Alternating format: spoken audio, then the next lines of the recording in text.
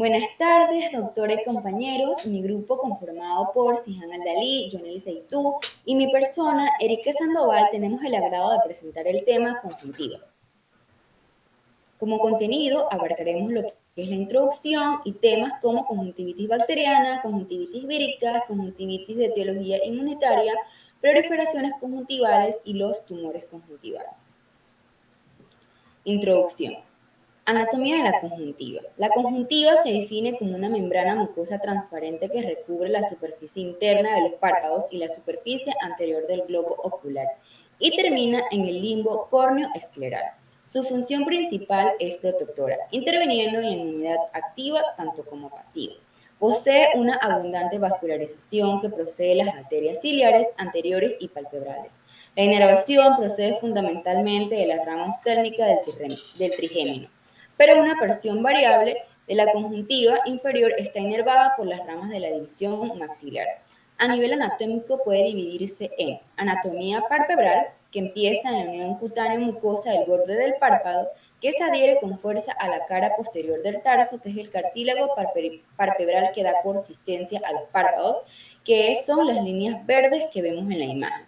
La conjuntiva de fondo de saco o fornix más laxa con pliegues son las líneas rojas que observamos en la imagen, y la conjuntiva vulvar que cubre la esclera anterior y continúa con el epitelio corneal en el limbo, que son las líneas amarillas.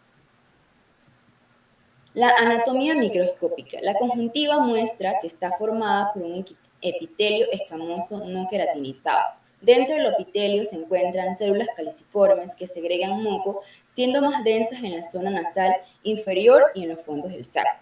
El estroma, que es la sustancia propia, está compuesto por tejidos conectivo laxo muy vascularizado. En la profundidad del estroma sitúan las glándulas lagrimales accesorias de Krauss y Wolfram, cuya secreción es un componente esencial para la película lagrimal. El cuadro clínico de la inflamación conjuntival. La inflamación de la conjuntiva, conocida como conjuntivitis, es una enfermedad ocular muy común en todo el mundo. Puede variar desde una hiperemia ligera con lagrimeo a una forma más grave con abundante secreción purulenta. Cursa con síntomas inespecíficos como lagrimeo, sensación de arenilla, pinchazos y ardor. El prurito es un sello muy distintivo en las enfermedades alérgicas y la presencia de dolor significativo, fotofobia, en una intensa sensación de cuerpo extraño, sugiere una afección corneal. Además, cuenta con secreciones que pueden ser acuosas, que está compuesta por exudados serosos y lágrimas, secreción mucoide, que es típica de las conjuntivitis alérgicas crónicas, secreción mucoprolenta, que aparece característicamente en infecciones bacterianas agudas, secreción purulenta morada, que es característica de las conjuntivitis bacterianas agudas, y purulenta intensa, que sugiere infección gonocócica. La reacción conjuntival de la inflamación. La reacción conjuntival. Los principales signos que puede llegar a presentar el paciente son una hiperemia difusa con un color rojo oscuro más intenso, lejos del limbo. Las hemorragias, que pueden aparecer en las conjuntivitis víricas, siendo a menudo múltiples, pequeñas y bien delimitadas, conocidas como petequias. La esquemosis, que es el edema palpebral, que se ve como una tumefacción translúcida, que si es intensa puede llegar a protuir el párpado.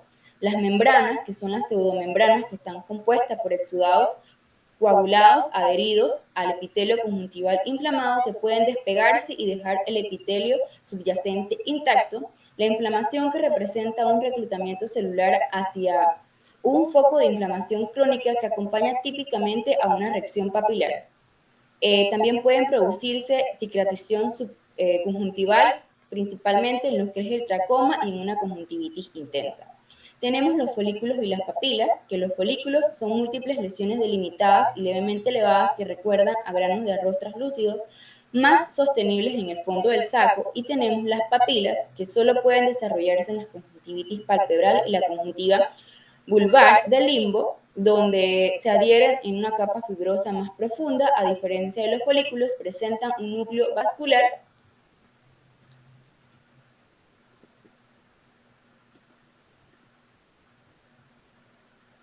tenemos la conjuntivitis bacteriana. Hablaremos de lo que es la conjuntivitis bacteriana aguda, la conjuntivitis por clamidias en el adulto, el tracoma y la conjuntivitis neonatal.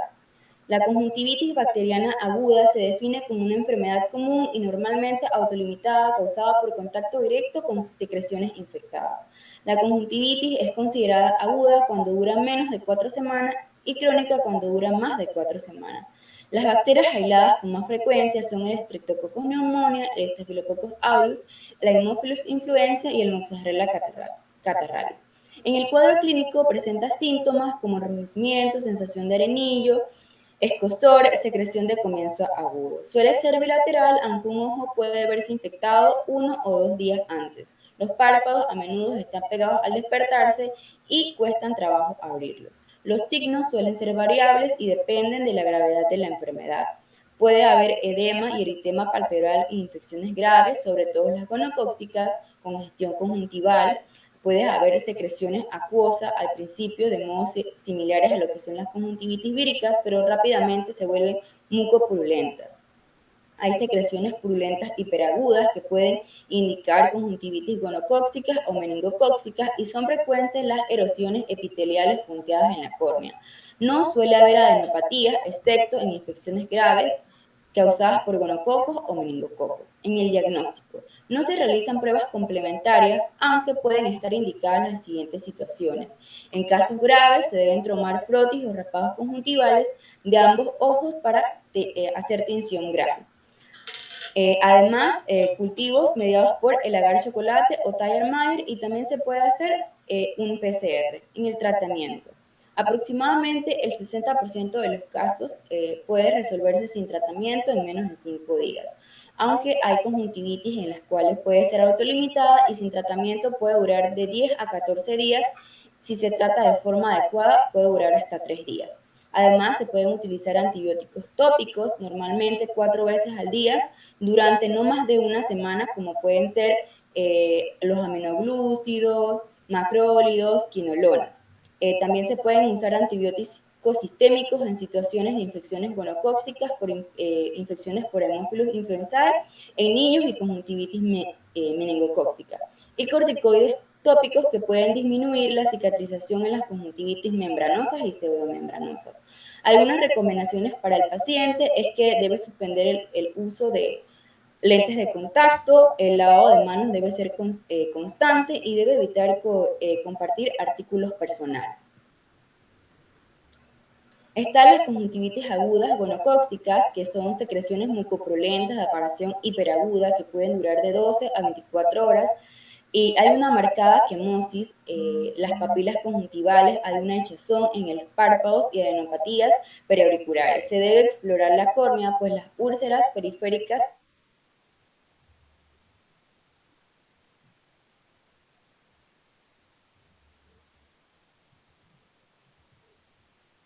en las conjuntivitis agudas no gonocócicas están causadas por mayor frecuencia por Staphylococcus aureus, epidermidis, Streptococcus pneumoniae y Haemophilus influenzae, y con menos frecuencia por protis y pseudomonas. Presentan enrojecimiento, picor, sensación de cuerpo extraño, quemosis, papilas conjuntivales y descarga purulenta variable de menor en las gonocócicas. Se debe limpiar el ojo con soluciones fisiológicas y se aplican colirios o pomadas con antibióticos de amplio espectro.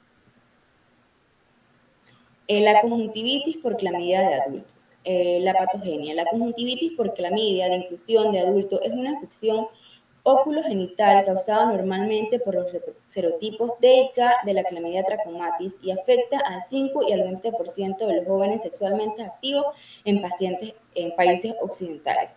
La conjuntivitis aguda puede ser de transmisión sexual en la mayoría de los casos con un periodo de incubación de 5 a 14 días.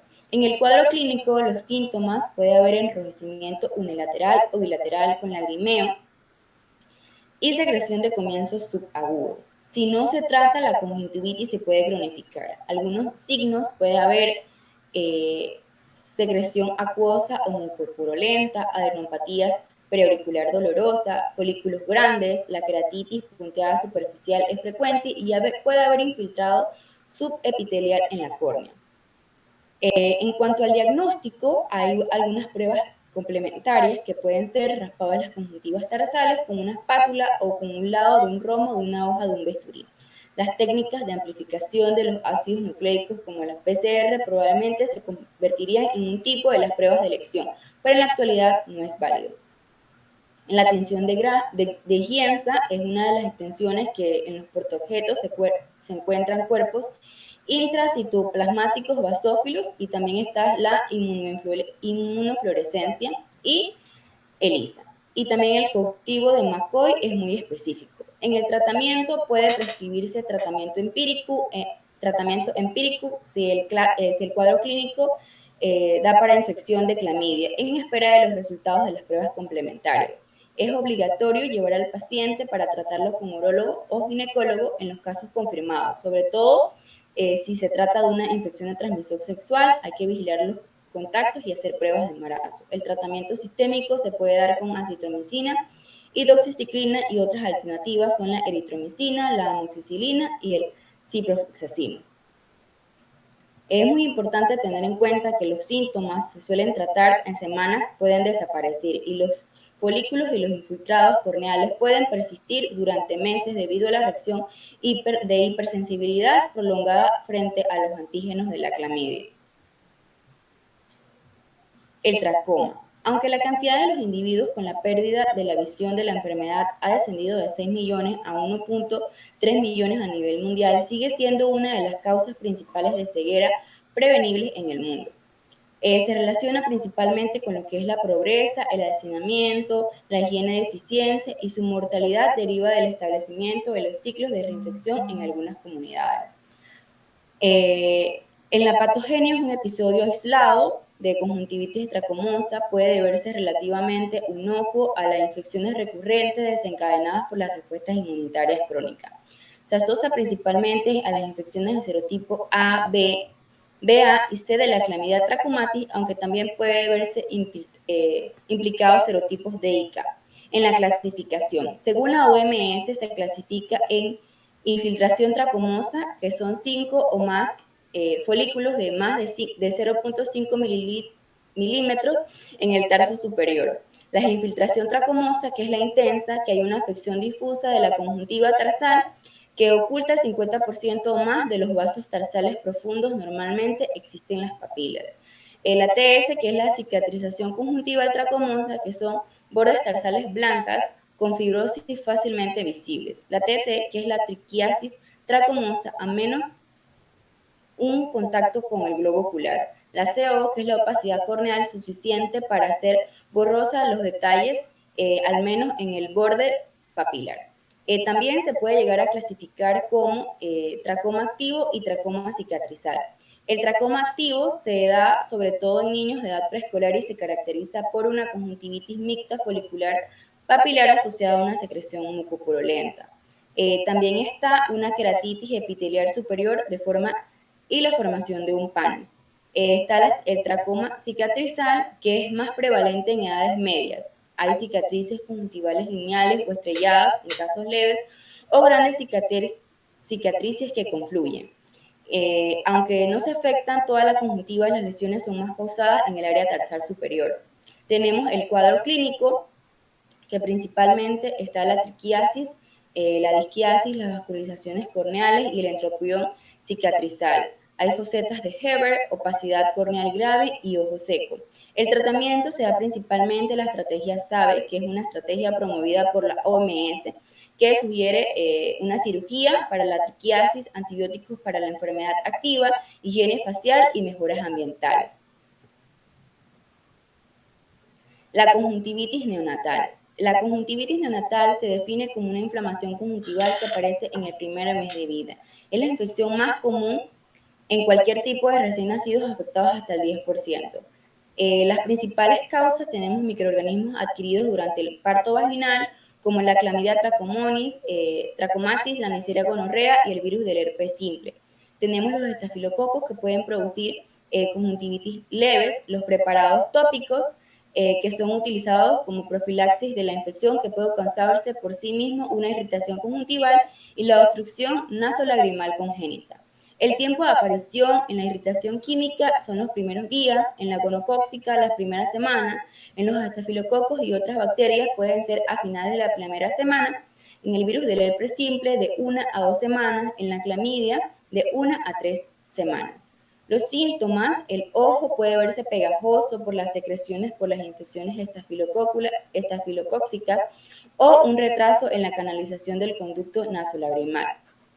También puede haber edema palpebral, vesículas en la piel palpebral y periocular. Hay secreciones acuosas, mucopurulentas y hiperpurulentas.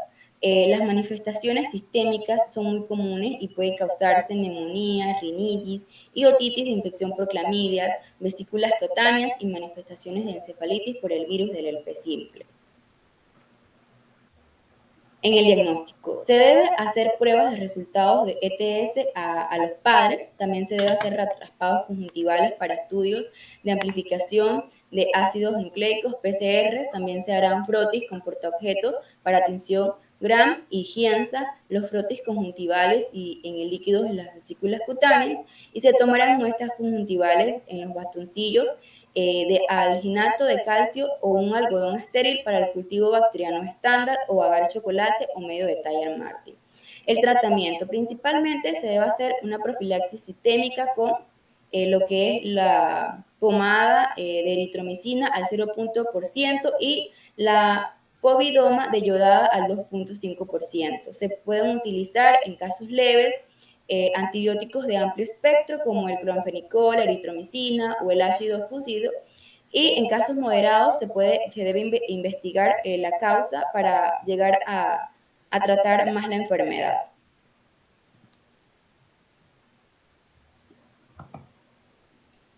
A continuación hablaremos acerca de la conjuntivitis, en este caso de etiología viral. En ella hablaremos acerca de la conjuntivitis alérgica, las de contacto, la vernal, la flignetular, la papilar gigante y química posteriormente. Continúa por favor. Como generalidades tenemos que la conjuntivitis de etiología viral puede asociarse principalmente a los resfriados comunes, pero también de otro tipo o de otra índole, como por ejemplo el virus del sarampión, la varicela, la rubiola o la parotiditis en países donde todavía la inmunización es opcional. También es gran parte de este tipo se debe al adenovirus, a los parvovirus, al virus del herpes simple, a los enterovirus y en fin a cualquier entidad de índole vírica que pueda afectar lo que es la parte oftalmológica. Su periodo de incubación radica entre los 5 y 12 días dependiendo de la carga viral y también de la resolución. Suele ser autolimitada al igual que los otros tipos de conjuntivitis y en especial existen signos que marcan más que nada el tipo de conjuntivitis vírica. En este caso es que existen folículos en las conjuntivas palpebrales que son también muy comunes y que por lo regular todo tipo de conjuntivitis de etiología vírica posee una adenopatía ya sea dolorosa o no dolorosa en lo que es la parte preauricular. Siguiente. Tenemos como clasificación de las conjuntivitis virales las que son agudas y crónicas. Se va a clasificar de acuerdo al nivel de evolución de la enfermedad. Si es mayor a 2 semanas, se considera una conjuntivitis crónica. Si es menor de 2 semanas o la resolución es espontánea, se considera una conjuntivitis de tipo aguda. Esto nos va a orientar más que nada también a saber qué tipo de patógeno es quien ocasiona este tipo de conjuntivitis. Entonces, tenemos que la conjuntivitis viral es extremadamente contagiosa, como cualquier otro virus, y entonces sus síntomas, aparte de la hiperemia, que es muy común, también tenemos la irritación, la fotofobia y las secreciones acuosas. El diagnóstico por lo regular es clínico, pero si se quiere tener una mejor asertividad acerca de qué tipo de patógeno es, se pueden hacer cultivos virales, pruebas serológicas o inmunodiagnósticas también. Aquí la resolución de la conjuntivitis es sola. Sin embargo, se pueden acompañar de corticoides tópicos dependiendo del cuadro clínico de cada paciente. Entonces, tenemos que las conjuntivitis de tipo virales son 5. La fiebre adenofaringoconjuntiva, la queratoconjuntivitis epidémica, que es muy común, la queratoconjuntivitis hemorrágica epidémica, que es lo mismo que la queratoconjuntivitis epidémica, pero se le añade lo que es la hemorragia conjuntival, la conjuntivitis por el virus del herpes simple y la conjuntivitis que, aunque es poco común en nuestro medio, también se da la que es por la enfermedad de Newcastle. Entonces, tenemos las conjuntivitis crónicas que son ocasionadas por moluco contagioso, por varicela zoster, por sarampión y la conjuntivitis por cuerpos de inclusión vírica. Siguiente. En el caso de la fiebre adenofaringoconjuntiva, esto se debe a una tríada y puede ocasionar hasta un síndrome que es fiebre, faringitis y conjuntivitis al mismo tiempo. Puede o no presentarse en sus 3 variantes y por lo regular se da por el adenovirus. En este caso del virus 3 y el adenovirus 3 y 7. Es una instauración brusca de la enfermedad y las fiebres pueden ser desde 38 hasta los 40 grados sin ocasionar convulsiones mayormente. Afecta generalmente a la edad juvenil, a los niños entre 5 y 12 años y su clínica es que primero se da a nivel unilateral del ojo, pero puede que ya esté cursando con otro tipo de síntomas como la fiebre que ya mencioné y la formación de lo que son los ganglios, los bultos en los ganglios periauriculares. Después va a ser bilateral con hiperemia, secreción serosa, adenopatías submaxilares, que es muy patoneumónico, preauricular, dolor de garganta y la conjuntivitis folicular. ¿Qué significa la conjuntivitis folicular? Que además de tener la propia conjuntivitis con hiperemia, en la parte posterior o inferior de los párpados se van a encontrar folículos, que son unas pequeñas ronchitas cerosas que se pueden solucionar clínicamente sola. El diagnóstico, como ya mencioné, es clínico y el tratamiento, como es autolimitado, es solamente el tratamiento de sostén para que la persona pase la enfermedad gripal y se resuelve dentro de 10 días con, puede ser antibióticos para que no haya una sobreinfección con cualquier otro patógeno, ya que la conjuntivitis por sí sola puede padecerse de más de un solo patógeno y es muy contagiosa y necesita mucha higiene. Siguiente. En cuanto a la queratoconjuntivitis epidémica, se da principalmente por los adenovirus que tenemos comúnmente y más que nada en el trópico, porque a veces es muy endémico o es epidémica porque cuando se instaura llega a gran parte de la población en ese sector, se da por el adenovirus, principalmente los serotipos 8, 19 y 37. Esta, a diferencia del anterior, se resuelve entonces de 3 a 4 semanas. Ella puede comenzar con síntomas gripales comunes como la fiebre, el malestar general, la diarrea, dolores de cabeza o mialgias y se produce una conjuntivitis folicular también en todo el párpado inferior. La hiperemia, la quemosis que mencionó mi compañera anteriormente, con adición de la fotofobia, hemorragias y petequias, que también viene siendo otra subclasificación en todo lo que es la parte conjuntiva, de la conjuntiva, entonces suele ser también muy contagiosa en lugares cerrados, en guarderías, en niños, en colegios, en hospitales, puede llegar a ser nosocomial para ambos, para cualquier edad, pero principalmente para ambas aristas de edad, que son la edad joven y los mayores de 40 a 50 años. El tratamiento es sintomático con compresas frías, AINES y antibióticos para evitar la sobreinfección como cualquier otro tipo de conjuntivitis viral. Los corticoides tópicos se emplean para entonces reducir la inflamación y tratar las opacidades subepiteliales, que puede ser una complicación de la conjuntivitis, que son ciertos tipos de infiltraciones que veremos más adelante en otras imágenes. Entonces, en la imagen vemos lo que es una queratoconjuntivitis epidémica con hiperemia, que es enrojecimiento de la conjuntiva, quemosis, hemorragia, cierto nivel de petequias a nivel de la subconjuntiva. Tenemos la queratoconjuntivitis hemorrágica epidémica, que es la misma que la que ya mencioné anteriormente, pero esta tiene hemorragia e infiltrados intraepiteliales. Su instalación igual es brusca, con secreciones serosas, edema palpebral, quemosis, aparición de folículos, hiperemia y formación de petequias. Se usan colirios antibióticos y AINES tópicos igual, y es muy contagiosa, originando así las epidemias que ya mencioné, pero los pacientes pueden resolverse espontáneamente. La conjuntivitis por el virus del herpes simple. Esta es particular porque no solamente ocasiona la hiperemia y lo que es la hemorragia subconjuntival en sí, sino que el virus del herpes simple, al adherirse a la conjuntiva, ella crea lo que es una queratitis por herpes simple. Esta queratitis lo que hace es ulcerar la conjuntiva de forma de dendritas, que es lo que vemos en el video, y el doctor lo que muestra allí es que estas dendritas al ulcerarse pueden crear cierto tipo de fibrosis en el ojo que puede ocasionar posteriormente hasta una catarata o daña incluso la visión. ¿Qué se hace en este caso?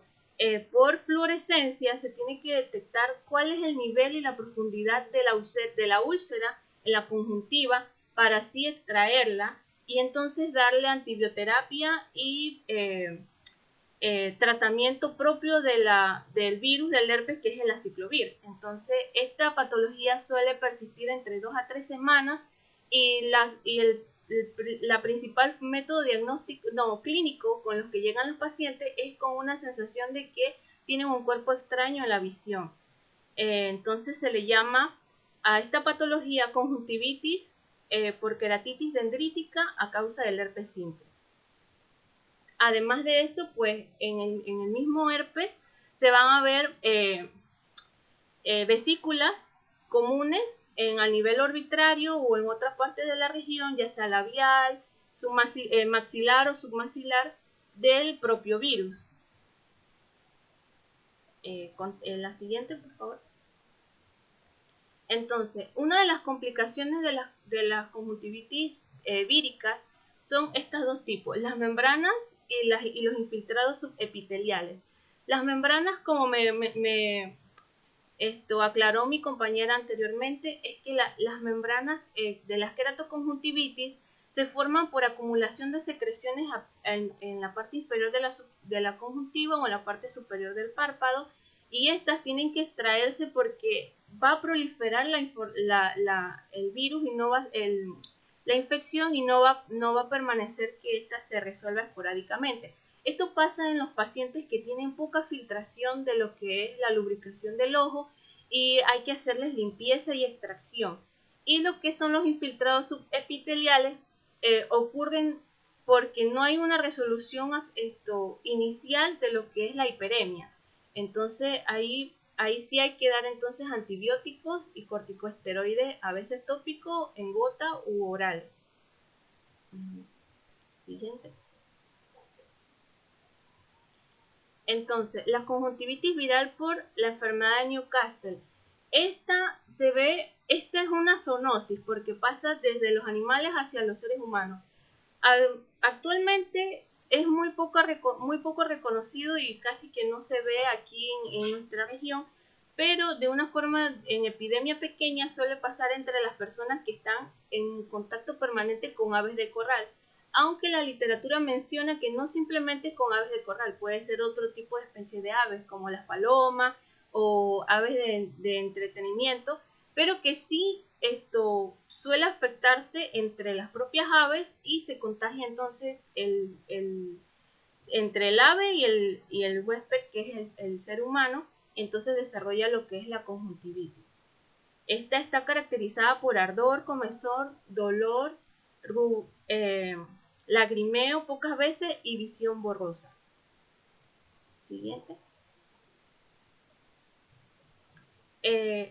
Ahora hablamos sobre las conjuntivitis virales, pero en un índole más crónico. Crónico porque es mayor de las 4 semanas y seguramente es porque la instauración del patógeno del virus es más prolongada. En este caso, la blefaroconjuntivitis por el molusco contagioso. En este caso, eh, el mismo molusco se va a instaurar en lo que es la zona del párpado inferior, que puede propagarse hasta la misma conjuntiva y crear entonces la conjuntivitis. ¿Qué nos va a llevar a la clínica? Pues ver que el paciente, en especial los niños, que son los que más se contagian con molusco, pues uno le vea entonces las verrugas. En estos casos es porque el virus está cerca de la piel, en lo que es la conjuntiva, puede ser de forma unilateral y puede crearse también en la parte superior. Y la varicela zoster, la blefaroconjuntivitis por varicela zoster, es porque el virus se instaura principalmente en los ancianos y lo que hace es que se asocia con una erupción vesicular en lo que puede ser labio, en la parte de la nariz, y que abarque entonces la parte ocular hasta tomar lo que es la rama oftálmica del nervio trigémino, y eso ocasiona otro tipo de sintomatologías como la mialgia, el malestar, la fiebre y todo lo que es en sí el cuadro clínico de la varicela zoster.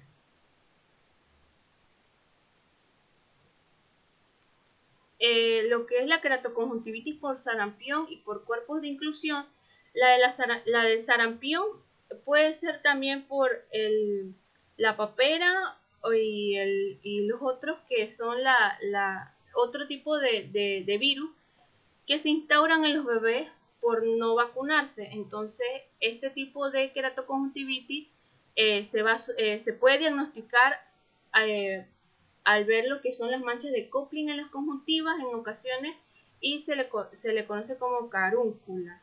Eh, este tipo de erupciones de piel va a generar lo que es una conjuntivitis en sí, pero hay que resolver entonces lo que es el cuadro de sarampión. Y los de por cuerpos de inclusión se caracteriza por células epiteliales que se ocluyen en lo que es la parte de la córnea, y se le conoce como la enfermedad de Reiter, que está muy asociado con enfermedades autoinmunitarias como la arteritis o la uretritis, que se van a formar como esos pequeños pliegues encima de la conjuntiva que va a experimentar una sensación de cuerpo extraño. El tratamiento y el diagnóstico de todas las conjuntivitis víricas suele ser primero clínico y luego apoyarse de un tipo de diagnóstico serológico. Y el tratamiento en general tiene que ser con compresas frías y medidas para evitar la propagación del virus para sus familiares, para sus allegados, y también de que los pacientes que tienen fotofobia intensa y deterioro de la visión son los que tienen que beneficiarse en especial con los corticoides tópicos, por ejemplo el acetato prednisona, el 1% 4 veces al día. Los demás, si no experimentan fotofobia, la conjuntivitis tiende a tener una resolución espontánea, pero puede darse antibiótico y medicamento de sostén para las otras enfermedades base. Ahora hablaremos acerca de las conjuntivitis de tipo inmunitarias. Las inmunitarias, en primer lugar tenemos las conjuntivitis alérgicas. Esta se va a manifestar por comezón, lagrimeo y coloración roja en los ojos, y se dice que a menudo los ojos cuando llegan a consulta tienden a estar hundiéndose sobre tejido circundante. Se da principalmente por una atopía en lo que es algún tipo de alérgeno en los pacientes, principalmente los niños, los adolescentes, pero también puede estar en los adultos mayores. El tratamiento más que nada es porque hay que mejorar la parte inmunitaria con antihistamínicos, vasoconstrictores y corticoides pautados entre 5 a 7 días. ¿Qué vamos a ver en este tipo de pacientes? Una conjuntiva característica con quemosis, hiperemia y papilas un poco irritadas, provocadas por un alérgeno específico, y generalmente se le da esto en pacientes también en ciertas estaciones del año, por ejemplo, las alergias al polen o a los ácaros o a ciertos contactos con animales también que puede dar este tipo de conjuntivitis, pero también se le llama conjuntivitis estacional. Esta cursa con fiebre, rinitis asociados al asma y a la urticaria.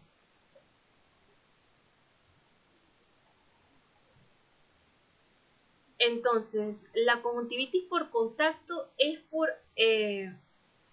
un tipo de conjuntivitis principalmente eh, que tiene cierto tipo de atopía, pero algo que se instauró de momento, o sea, no era una alergia con la que se tiene una alergia con la que se tiene algo inmunológico, sino que aquí lo que sucede es que ciertos cosméticos o fragancias o químicos irritativos que posteriormente van a amplificar crean una conjuntivitis, una irritación en lo que se puede formar también un queratocono, que es lo más delicado de la conjuntivitis por contacto, porque el queratocono lo que crea es comezón, pero sin mucha irritación en la conjuntiva. El queratocono lo que es la comezón empieza a instaurarse en los pacientes hasta el punto, como se ve en la imagen acá superior, de que se crea una capa transparente sobre la córnea, que si esto no se mejora y el paciente no va a consulta, lo que puede ocasionar es un desprendimiento de la retina por una queratitis, y en este caso puede deberse también o instaurarse ciertos patógenos como el herpes simple, eh, que pueden presentar también conjuntivitis por contacto. Este queratocono también suele ser secundario a otro tipo de conjuntivitis por contacto, incluso por unión a otros tipos de patógenos, como los casos de blefaritis que ya mencionamos, las conjuntivitis de bacterias secundarias, y también por estafilococos aureus. Y la conjuntivitis vernal se le conoce también como catarro primaveral o conjuntivitis estacional de climas cálidos. Se da en pacientes con queratoconjuntivitis, por lo regular van a manifestar alergia, como la conjuntivitis alérgica. Sin embargo, aquí lo que va a haber es lo que son papilas en lo que es la parte superior del párpado. Esto es la diferencia entre una conjuntivitis vernal y una simple conjuntivitis alérgica. La conjuntivitis alérgica solamente afecta la conjuntiva, pero la conjuntivitis vernal lo que es que afecta es la parte superior o inferior del párpado, formando papilas que se convierten en un cuerpo extraño, y también está relacionada con la hipersensibilidad de ciertos alérgenos. Mejora también con los antihistamínicos, los corticoides tópicos, y desaparecen en la pubertad, porque regularmente esto pasa solamente en la infancia.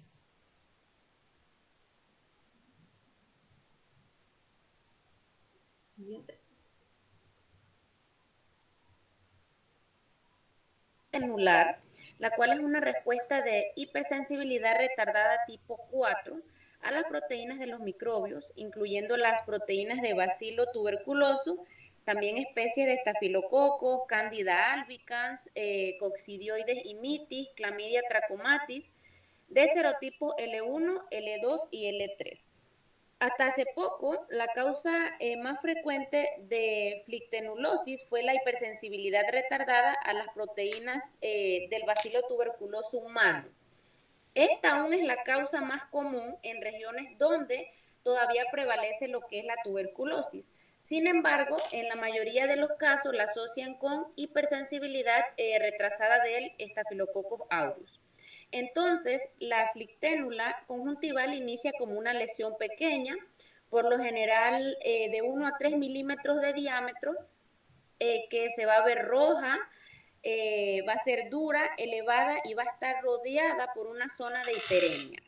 En el limbo es a menudo de forma triangular con su ápice hacia la córnea. En esta localización desarrolla un centro blanco grisáceo que pronto se puede ulcerar y luego entonces decrece a los 10 o 12 días. La primera flicténula del paciente y la mayoría de las recurrencias se desarrollan en el limbo, pero también puede ser corneal, vulvar y muy raramente tarsal. Las flicténulas conjuntivales casi siempre producen lo que es la irritación y lagrimeo, pero las corneales y las de limbo se acompañan por lo general de una fotofobia muy intensa. La flictenulosis es a menudo precipitada por la blefaritis activa y también por la conjuntivitis bacteriana y además deficiencias en la dieta. La cicatrización flictenular, que puede ser mínima o extensa, es siempre seguida por degeneración nodular de Salzmann, como lo vemos en la imagen inferior izquierda.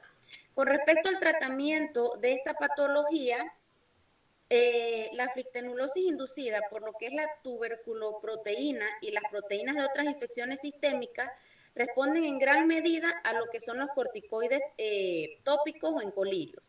Con esto hay una gran reducción de síntomas dentro de las 24 horas y desaparición de la lesión en un periodo similar. Las flictenulosis producidas por las proteínas de estafilococo responden con más lentitud a comparación de la mencionada anteriormente y debe agregarse entonces antibióticos para la blefaroconjuntivitis estafilococa activa.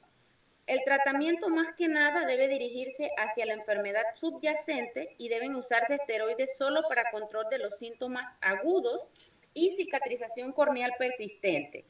En casos más complejos, la cicatrización corneal puede requerir trasplante de córnea. Siguiente, porfa. También tenemos la conjuntivitis papilar gigante, que básicamente es la aparición de papilas en la conjuntiva tarsal superior en portadores más que nada de lentillas, sobre todo las blandas. Es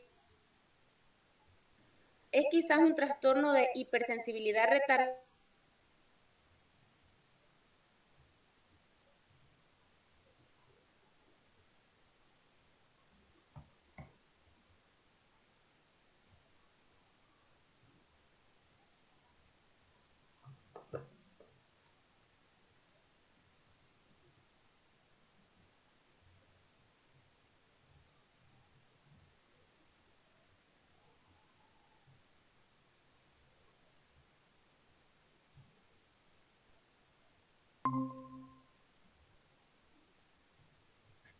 Picor y lagrimeo. Es bilateral y puede aparecer a cualquier edad sin predilección por raza o sexo. Con respecto al tratamiento, es curativo el uso de prótesis de vidrio y no de plástico, o sea, de lentes comunes en vez de los de contacto. Por otra parte, si la finalidad es mantener el uso de los lentes de contacto, será necesaria una terapia adicional. De igual forma, es esencial el cuidado meticuloso de los lentes de contacto, incluyendo el uso de agentes sin conservadores. También puede ayudar la desinfección con peróxido de hidrógeno y limpieza enzimática de dichos lentes. Una opción benéfica puede ser el cambio de lentes a lentes de contacto desechables. Si estos tratamientos no tienen éxito, se debe suspender del todo el uso de los lentes de contacto. Siguiente, porfa. La conjuntivitis química o tóxica, que es muy parecida a la que mencionó mi compañera anteriormente, ya sea de ácido, humo, viento y casi cualquier sustancia que pueda irritar o que entre al saco conjuntival puede causar conjuntivitis. Algunos irritantes comunes son fertilizantes, jabones, desodorantes, aerosoles para el cabello, incluso el humo del tabaco, también preparaciones de maquillaje, entre otros. En ciertas áreas, el humo es la causa más común de lo que es la conjuntivitis química leve. No hay efectos oculares permanentes, pero es frecuente que los ojos estén afectados en forma crónica, rojos e irritados. Los síntomas de este tipo de conjuntivitis, más que nada, va a ser enrojecimiento en uno o en ambos ojos, al igual que picazón, una sensación arenosa, también en uno o en ambos ojos, secreción, y también el paciente puede tener lagrimeo. Los médicos generalmente pueden determinar si lo que lo causa es un virus, una bacteria o un alérgeno según los antecedentes del paciente. O sea que hay que hacer una historia clínica bastante detallada y por supuesto el examen del ojo. En estos casos es común que el paciente le diga al médico que haya tenido contacto con algún químico o alguna sustancia tóxica. Cuando hablamos de quemaduras por ácido, se desnaturalizan las proteínas tisulares y el efecto es totalmente inmediato. Los ácidos no las denaturalizan, sino que tienden a penetrar en los tejidos profunda y rápidamente, permaneciendo en el tejido conjuntival. Una vez en contacto con la superficie ocular, saponifican los ácidos grasos y lo continúan dañando por horas o incluso por días, dependiendo de la concentración molar de la sustancia ácida y de la cantidad que fue introducida en el ojo o en los ojos. En cualquier caso, los síntomas principales de quemaduras cáusticas son dolor, congestión, fotofobia y blefarospasmo, que son espasmos en los músculos del párpado. La obtención cuidadosa de la historia clínica por lo general identifica el agente que precipitó el episodio, como lo mencioné anteriormente. El tratamiento no es siempre necesario, pero en caso de serlo, dependerá de cuál fue el agente inflamatorio. Pero es importante mencionar que la irrigación inmediata y abundante del saco conjuntival con agua o solución salina va a ser de gran importancia y se debe remover mecánicamente cualquier objeto sólido en caso de que haya, ¿verdad?, dentro de los ojos. El tratamiento subsiguiente puede incluir el uso intensivo de esteroides tópicos, gotas oculares con ascorbato y citrato, psicoplégicos, si es necesario, también compresas frías y analgésicos sistémicos. Como mencioné anteriormente, esto dependerá más que nada de la sustancia con la cual se tuvo contacto. Siguiente.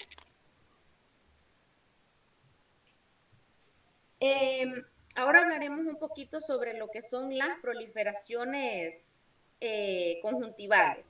El primero es el terigio, que es un pliegue triangular de la conjuntiva vulvar que avanza sobre la córnea en el área de la hendidura palpebral, generalmente en el lado nasal, pudiendo llegar incluso hasta el área pupilar.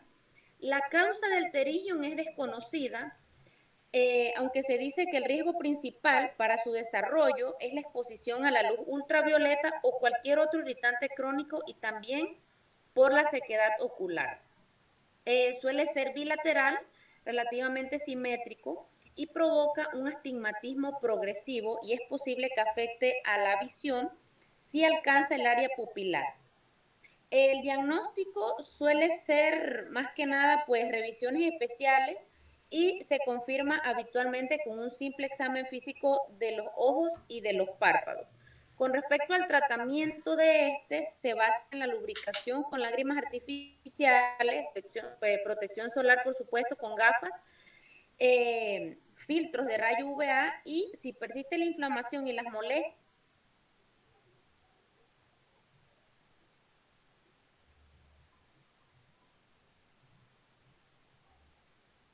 quirúrgico. Con respecto a la pingüela, es una protuberancia benigna que se forma en la capa de tejido que recubre al ojo, generalmente de color amarillento y crece muy cerca de lo que es la córnea, como lo vemos en la imagen inferior.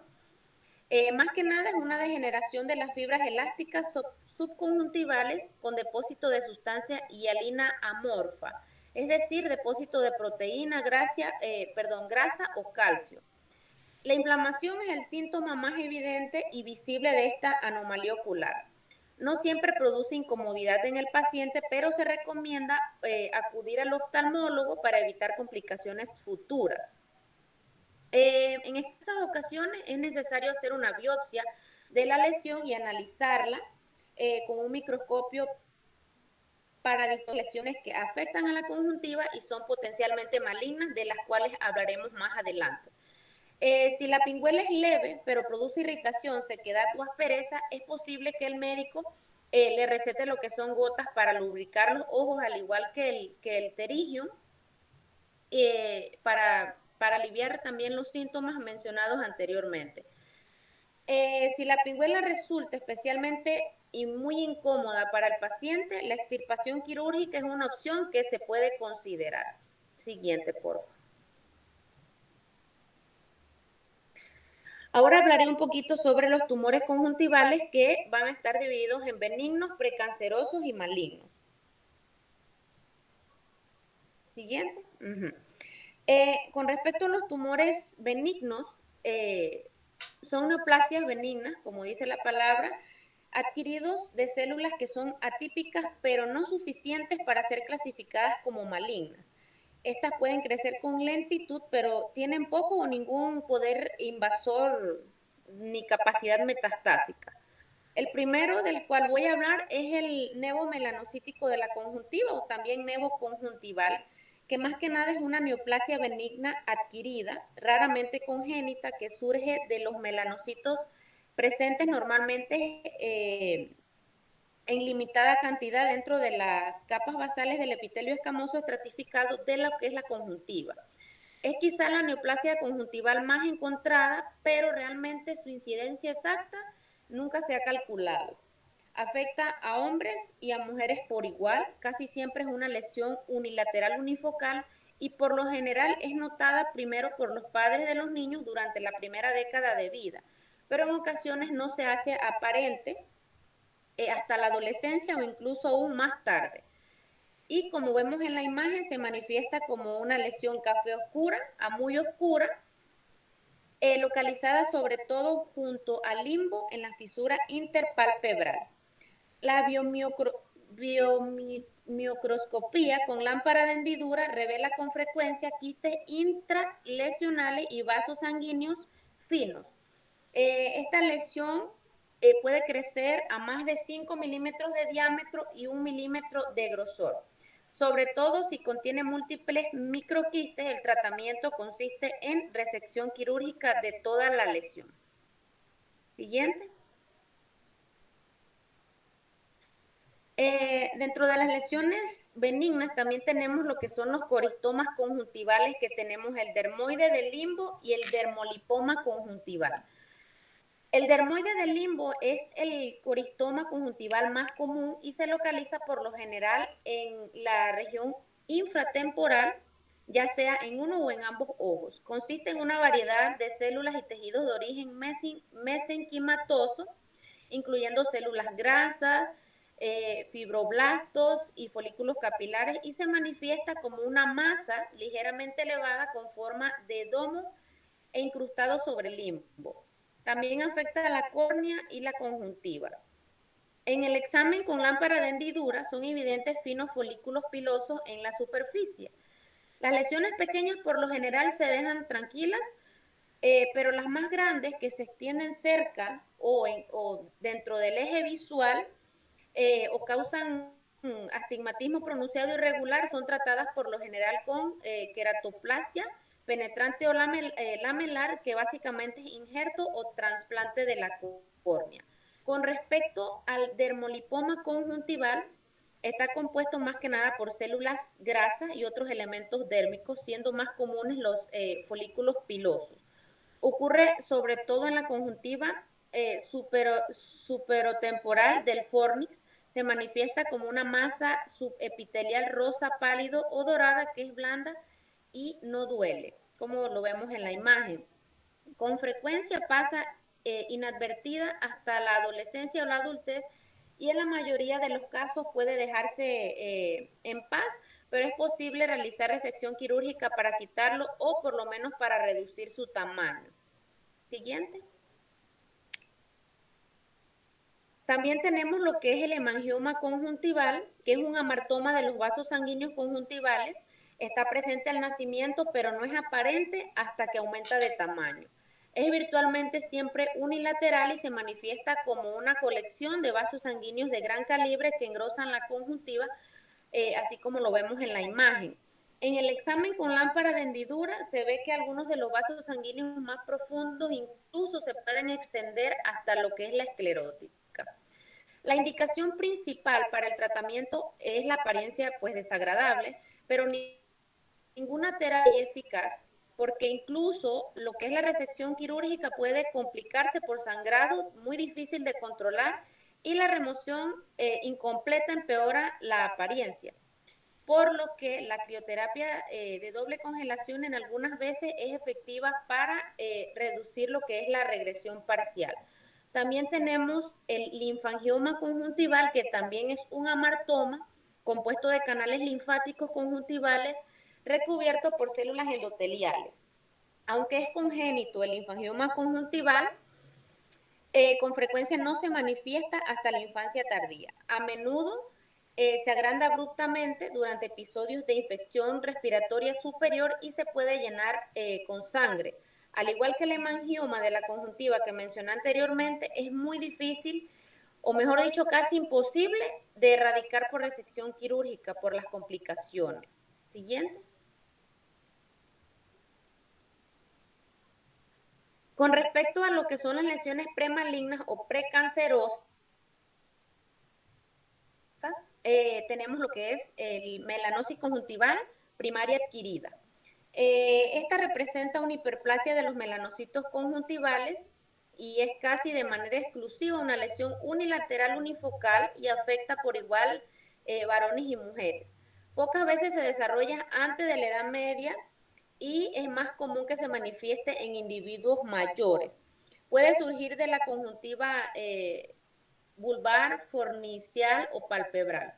En el sentido clínico se manifiesta como un parche de la conjuntiva café oscuro, plano o mínimamente elevado en un área que antes era o tenía apariencia normal. La lesión por lo general aumenta de tamaño con lentitud de varios años. Además, las lesiones sospechosas deben resecarse o se les toma una biopsia para estudio histopatológico. Las características patológicas cruciales son el grado de atipia de los melanocitos y la extensión de su reemplazo de las células epiteliales de la conjuntiva. Las melanosis conjuntivales primarias adquiridas de alto riesgo que no se pueden resecar pueden beneficiarse con terapia farmacológica tópica usando mitomicina C, 5-fluoracilo e interferón alfa 2B. Siguiente.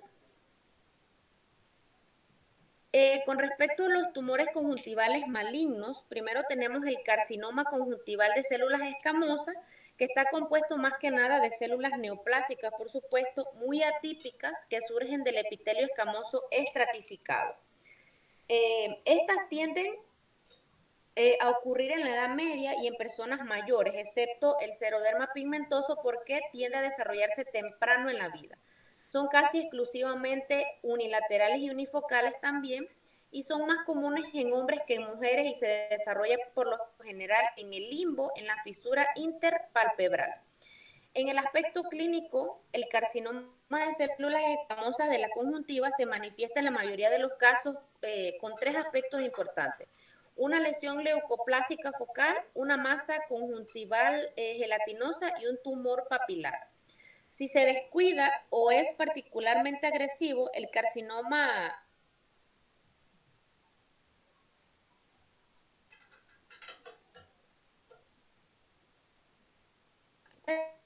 el tratamiento de elección es la excisión de la lesión. La crioterapia de doble ciclo de congelación de la conjuntiva y esclerótica inmediata al tejido resecado y aún por excisión suplementaria de la esclerótica lamelar y córnea periférica subyacente al sitio del tumor se emplea con más frecuencia para reducir lo que es la recurrencia focal. El carcinoma mucoepidermoide de la conjuntiva es una variante del mencionado anteriormente y tiende a ser muy mal definido y grumoso. Con frecuencia presenta color amarillento, como lo vemos en la imagen, y tiende a ser muy invasor y se extiende con frecuencia a la órbita para el tiempo en que se hace el diagnóstico. En la medida de los casos se requiere lo que es la exenteración. También tenemos lo que es el melanoma conjuntival, que surge de los melanocitos intraepiteliales de la conjuntiva, y es casi exclusivamente unilateral, pero puede ser multifocal si surge de una melanosis adquirida primaria ya preexistente. Por lo general afecta a las personas de mediana edad o individuos mayores. Se presenta en hombres y en mujeres con igual frecuencia. Es mucho más común en caucásicos. Puede surgir en cualquier región de la conjuntiva, pero es más común cerca del limbo, en el área interpalpebral. Se manifiesta típicamente como una masa nodular café oscuro que tiende a estar densamente vascularizada por los vasos sanguíneos conjuntivales. Con frecuencia alcanza un espesor de 1 a 3 milímetros antes de que sea reconocido. Tiene capacidad de invadir el estroma de la conjuntiva y hasta incluso extenderse a sus linfáticos y enviar metástasis a los ganglios linfáticos regionales en la cabeza, cuello, incluso a órganos distantes. El tratamiento de esta patología consta por lo general de la resección quirúrgica amplia seguida por cierre conjuntival usando colgajos de deslizamiento o incluso injerto de membrana mucosa. Con frecuencia se realiza también lo que es la crioterapia suplementaria a la conjuntiva adyacente o terapia tópica con el mismo medicamento mencionado anteriormente, que es la mitomicina C, 5-fluoracilo o el interferón alfa 2, para reducir la probabilidad de la recurrencia local. Por último, también tenemos lo que es el linfoma conjuntival, que es un linfoma maligno de la conjuntiva, que se compone de proliferación anormal de las células linfocíticas atípicas dentro de lo que es el estroma. Por lo general ocurre en la edad media y en personas mayores y afecta a mujeres y a hombres. Puede ser unifocal, multifocal o incluso difusa, ya sea en uno o en ambos ojos. La lesión individual se manifiesta como una masa de color rosado dentro de la conjuntiva vulvar o fornicial, que no puede distinguirse clínicamente de lo que es la hiperplasia linfoide benigna o atípica de la conjuntiva. Si la lesión es grande, está indicada biopsia incisional o excisional para establecer un diagnóstico. Casi el 20% de pacientes con lesiones clasificadas patológicamente como linfoma maligno desarrolla focos extraoftálmicos o linfomas sistémicos, de manera que los pacientes se tratan por lo general con radioterapia externa fraccionada a lo que es el ojo afectado o incluso a ambos ojos. Y se vigilan periódicamente en los años siguientes para buscar signos de linfoma sistémico. Siguiente. Como conclusión, podemos decir que la vista es uno de los sentidos más útiles, pero pocas veces pensamos en ello. Todas las personas estamos propensas a sufrir lesiones y enfermedades que si no son diagnosticadas a tiempo pueden incluso ocasionar ceguera total. La salud visual no se limita a la prescripción de gafas. El componente más importante en realidad es la ausencia de enfermedades visuales, como hemos visto. Hay una variedad muy grande. Entonces las enfermedades visuales suelen presentarse inicialmente sin ningún síntoma, por lo que es importante acudir periódicamente a lo que es una valoración oftálmica con énfasis preventivo. Siguiente. Bibliografía. Muchas gracias.